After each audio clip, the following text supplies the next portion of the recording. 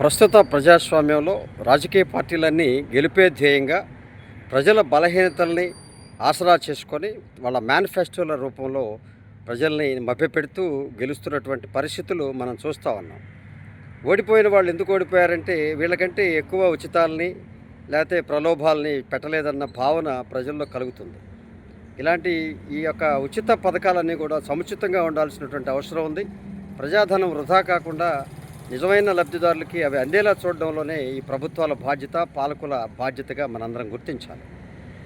వెనకటికి గతంలో రాజుల సొమ్ము రాళ్లపాలు అన్నట్టు ఆ రోజుల్లో ప్రజాధనాన్ని రాజులు రాళ్ల పాలు చేసేవాళ్ళు. అంటే అనేక రకాలుగా కట్టడాలు కట్టి కోటలు నిర్మిస్తూ ఉండేవాళ్ళు.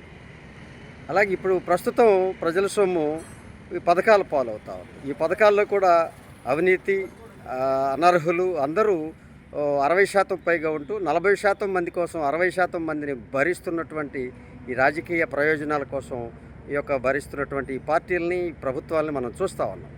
దానికి ఉదాహరణ ఇప్పుడు మనం ప్రభుత్వం తన సూపర్ 6లో భాగంగా ఉచిత ఆర్టీసీ బస్సును ప్రయాణాన్ని మహిళలకు కేటాయించింది. ఈ కేటాయింపు అందరూ నచ్చిందే, అందరికీ అవసరమైందే, దీంట్లో ఎవరికి ఇబ్బంది లేదు.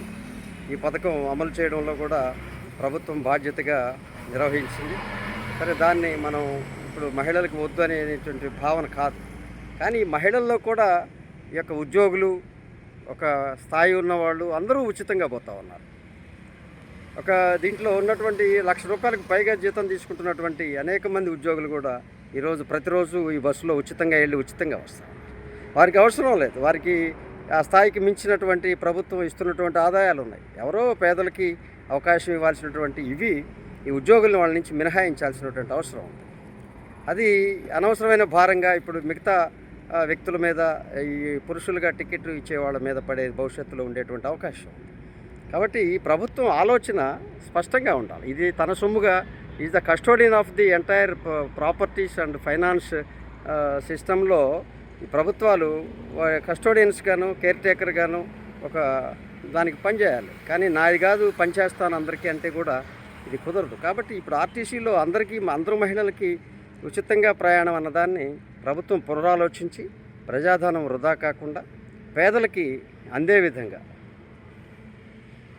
మళ్ళీ ఈ యొక్క ఆర్టీసీని మనం చైతన్యం చేయాలి, అనేక రకాలుగా అభివృద్ధి చేయాలి. వాటిల్లో ఇవి కుంటుపడకుండా ఉద్యోగులను మినహాయించే విధంగా చర్యలు తీసుకుంటే బాగుంటుందని అనేక మంది ప్రజల అభిప్రాయంగా ఈ యొక్క పర్యావరణ పరిరక్షణ సంస్థ ప్రభుత్వం దృష్టికి తీసుకొస్తాం.